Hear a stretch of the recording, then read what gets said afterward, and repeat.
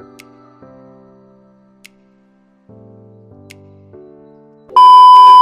everyone, good morning all of you.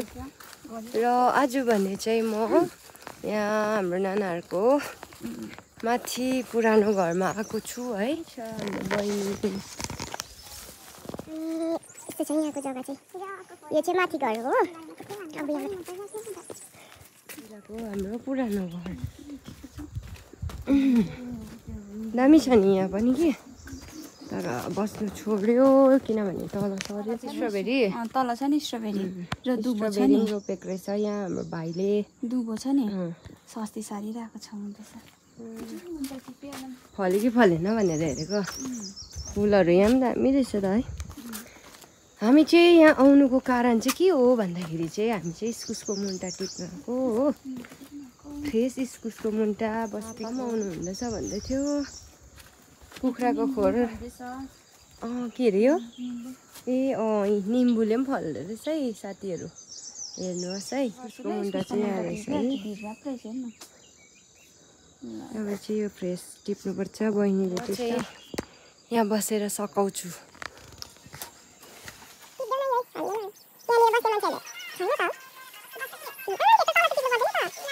मैले पनि टिपे इस्कुसको मुन्टा झन्डै लडे।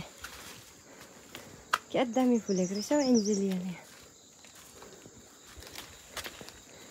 दमादम मस्त कलंदर हो रहे इधर। इस्कुसको मुन्टा टिपकर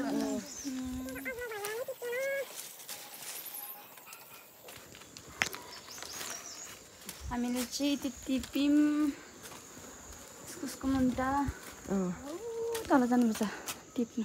यसरी पस्दैछु हो, यहाँनिर मचान लगाएको रहेछ कि। इस्कुसको मुन्टा कसले भेट्ने अब, यहाँ कसले भेट्ने। इच्छामा खान्दिनँ पनि होला हौ बरु इस्कुसको मुन्टा।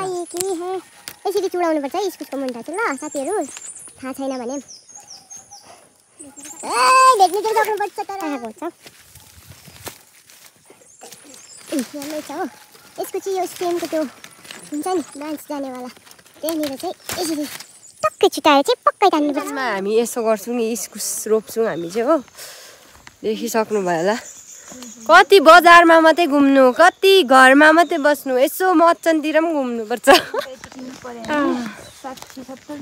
यतिकै के 60 बेसी पनि पर्छ, 100 पो होला 2 बिटा बनायो भने त। बाटो पनि यस्तो छ चिप्लो हो।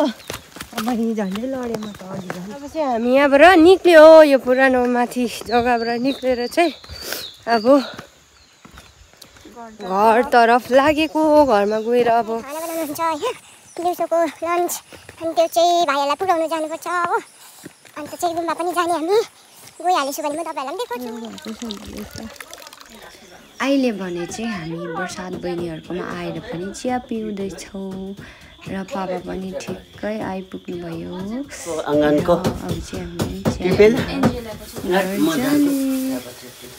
चाहिँ हामी चिया खाएर पनि अब निक्लिसकेको छौँ हो। गरम भइसक्यो। चिया देख्यो होला कस्तो मिठो तातो तातो है। खानुमा चाहिँ हामी एकदम 5G त के 6G हुन आँटेको छु। बाटो चाहिँ हेर्नुहोस् जङ्गलको भए पनि सफा छ है। यो गुराँस फुल छ नि यहाँ दामी फुल छ। यहाँ चाहिँ यस्तो दामी दामी बाँस हुन्छ नि, यी मोटो मोटो। रिम्बिकको साथीभाइहरूले पनि हेर्नु हुँदैछ भने चाहिँ लाइक सेयर अनि सब्सक्राइब गर्नु नभुल्नु। अनि हाम्रो मामा आउनु हुँदैछ। कहाँ जानु भएको?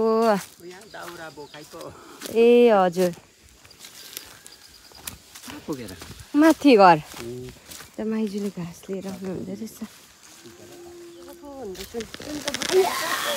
यसो गरेर चाहिँ यसरी लाउनुपर्छ हामी हो। यस्तो यो यस्तो फ्लावर यो चाहिँ हो हाम्रो कुच्चोको बोट, अम्लिसो भन्छ यसलाई। चाहिँ अर्ग्यानिक सिमी फलेको छ हो मकैको बिचबिचमा।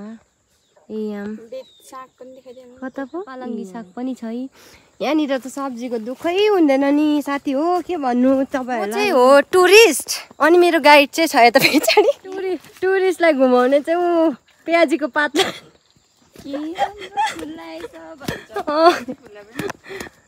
दामी मकैबारी दामी छ। यहाँ दामी फ्रेस खाना खानु पाउँछ। आएकोदेखि चाहिँ दामी दामी फ्रेस खाना खानु पाउँदैछु हो।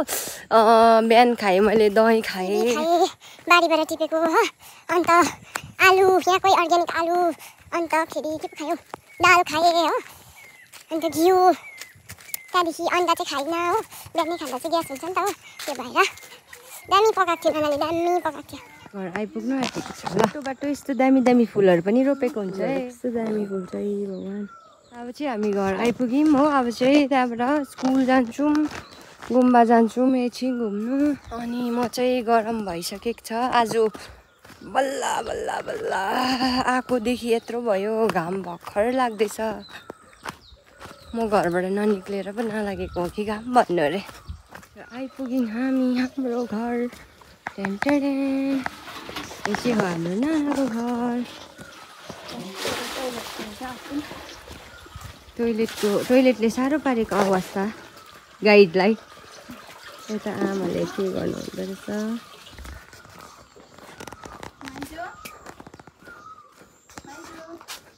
यस्तो दामी दामी फुल कहाँ छ नाना